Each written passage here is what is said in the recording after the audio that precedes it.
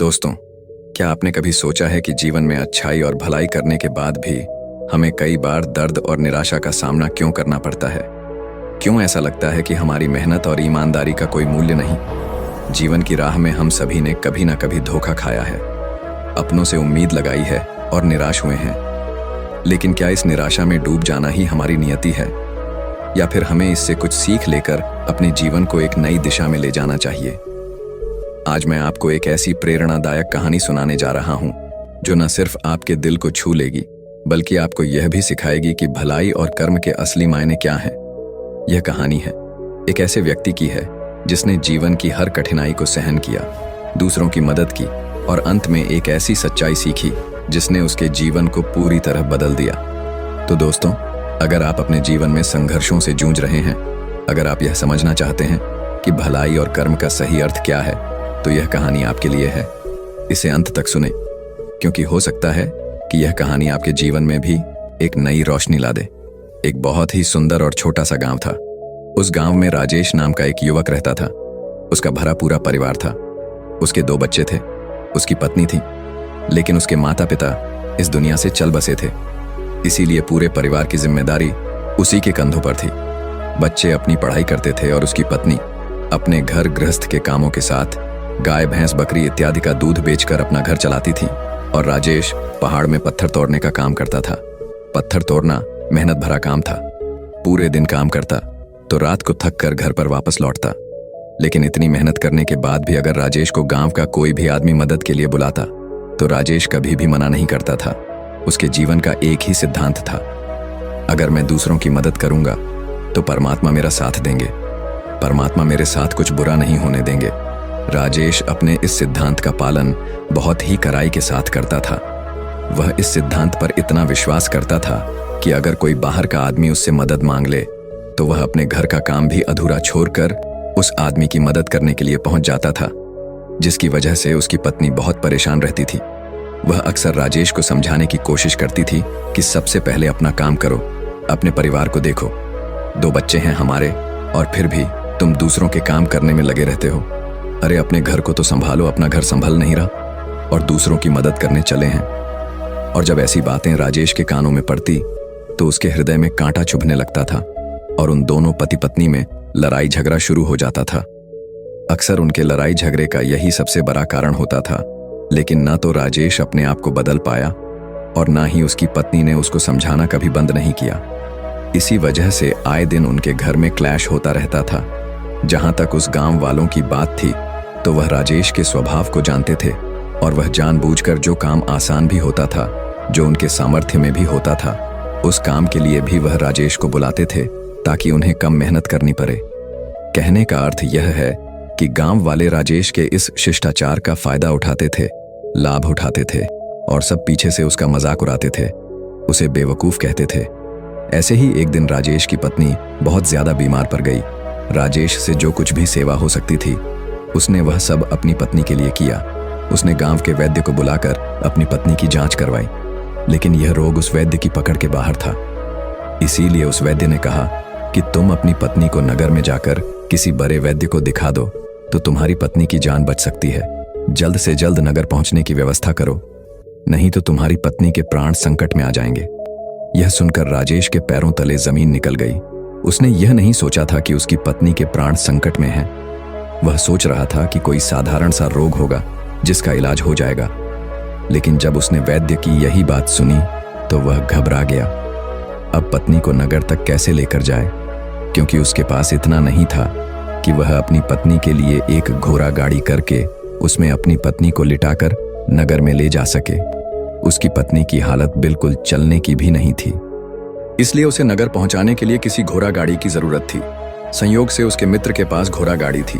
वह अक्सर व्यापार के लिए अपनी घोड़ा गाड़ी नगर में लेकर जाया करता था। इसीलिए राजेश के मन में विचार आया कि मैं अपने मित्र पड़ोसी से घोड़ा गाड़ी ले सकता हूँ।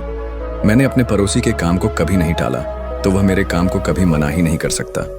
और यही सोचकर वह घोड़ा गाड़ी लेने के लिए अपने पड़ोसी के पास गया। जब राजेश ने उससे घोड़ा गाड़ी के बारे में पूछा तो उसने यह कहकर उसका यह काम टाल दिया कि मेरे घोड़े बहुत ज्यादा बीमार हैं, वह शायद बच भी मुश्किल से पाएंगे। 4 दिनों से वह कुछ नहीं खा रहा है। तो ऐसे में बेचारा घोड़ा गाड़ी लेकर कहाँ नगर तक पहुंच पाएगा। हाँ, अगर तुम कुछ धन की व्यवस्था कर सकते हो तो मैं अपने एक मित्र की घोड़ा गाड़ी तुम्हारे लिए मंगवा सकता हूँ। यह सुनकर राजेश परेशान और चिंतित हो गया, क्योंकि उसके पास धन तो था ही नहीं। इसका मतलब उसकी पत्नी बड़े नगर में वैद्य के पास इलाज के लिए पहुंच ही नहीं पाएगी। उलझन भरे हुए विचार लिए जब राजेश वापस आ रहा था तो उसने एक दिल दहला देने वाला दृश्य देखा। उसने देखा कि वहीं घोड़ा बीमार नहीं था और उस घोड़े को गांव का ही एक युवक अस्तबल से खोलकर बाहर ला रहा था और गाड़ी में उसको जोत रहा था। यह देखकर पहले तो राजेश को कुछ समझ में नहीं आया। उसके बाद जब राजेश ने उस युवक से पूछा तो उसने बताया कि घोड़ा गाड़ी उसे किराए पर दी गई है। यह सुनकर राजेश का दिल टूट गया।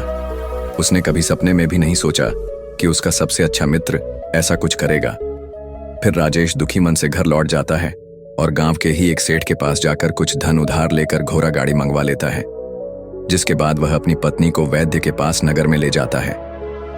जब उसकी पत्नी का इलाज चल रहा था तो राजेश यही सोच रहा था कि एक वह दिन था जब मैं अपने पड़ोसी के पास उसके लिए बैठा रहता था, उसकी देखरेख की थी, उसकी सेवा की थी।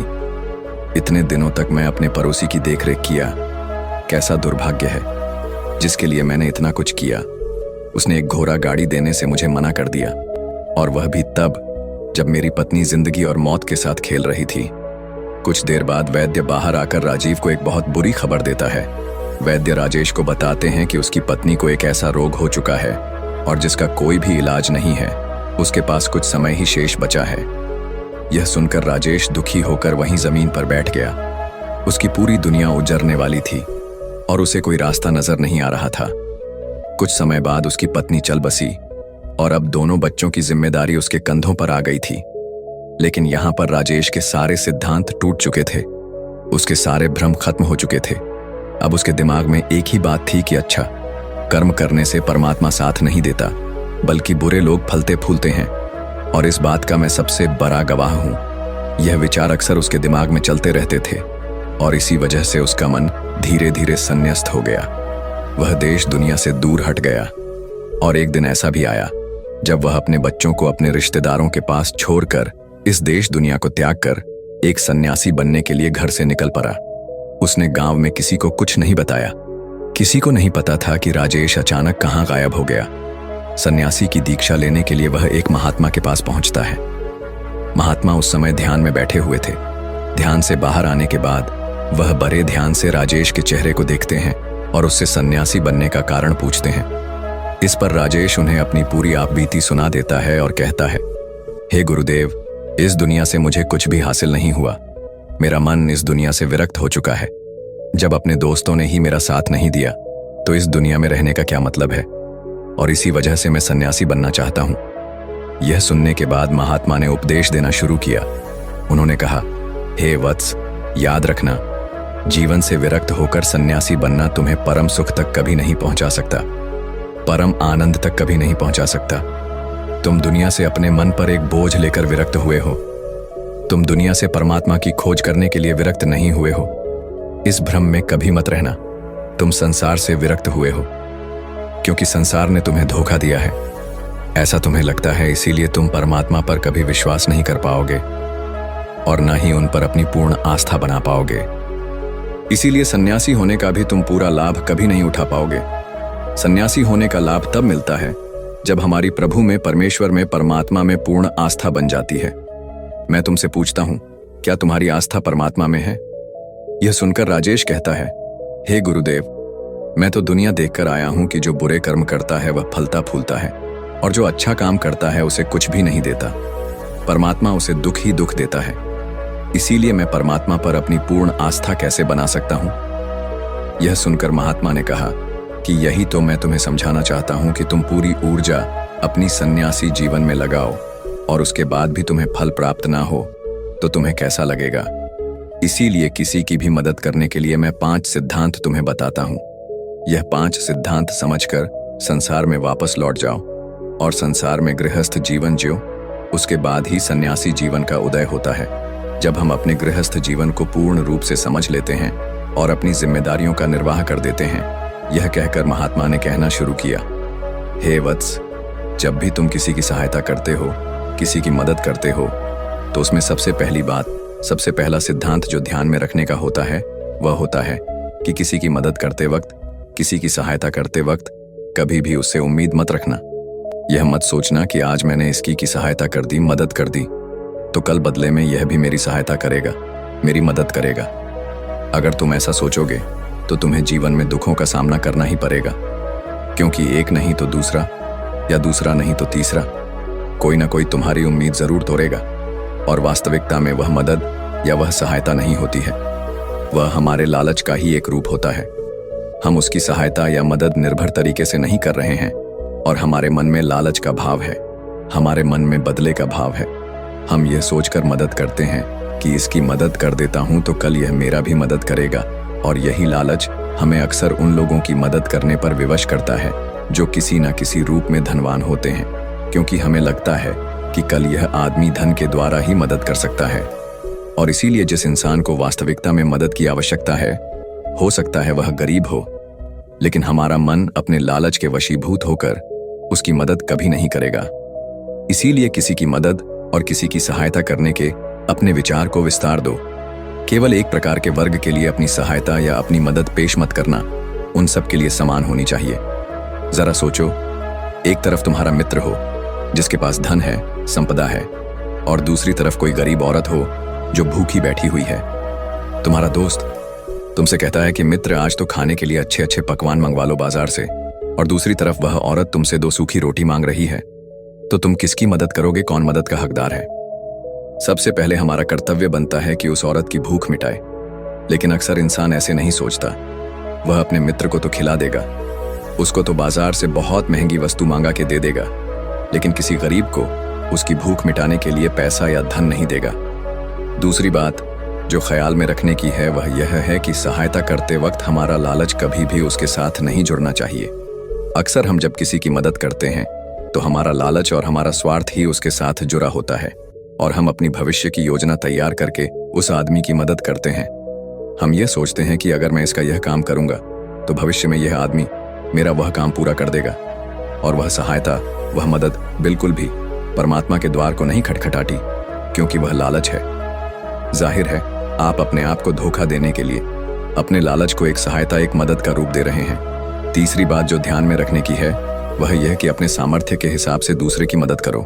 कभी भी एक गृहस्थ आदमी को किसी की इतनी सहायता नहीं करनी चाहिए जिससे कि उसका परिवार और उसके बच्चे कष्ट में जीवन बिताएं। सबसे पहला फर्ज हमारा अपना परिवार होता है, अपने परिवार को सुखी रखना, उनकी जरूरत पूरी करना, और उसके बाद दूसरों की मदद करना आता है। लेकिन कुछ लोग दूसरों की मदद पहले करते हैं और अपने परिवार को तवज्जो कम देते हैं, जिससे कि परिवार में लड़ाई झगड़े आए, दिन पनपते रहते हैं, और यह सब हम समाज में देखते रहते हैं। अगली बात जो ख्याल में रखने की होती है वह यह कि अपना कर्म, अपनी जिम्मेदारियां पहले निभानी होती है। हम अपना कर्म, अपना काम छोड़कर पहले दूसरों की मदद करने के लिए चले जाते हैं, और जब दूसरा बदले में हमारी मदद नहीं करता तो हमारा दिल दुखी हो जाता है। हम सोचते हैं कि मैंने तो अपना काम छोड़कर उस आदमी की मदद की थी और वह आदमी मेरी मदद ही नहीं कर रहा है।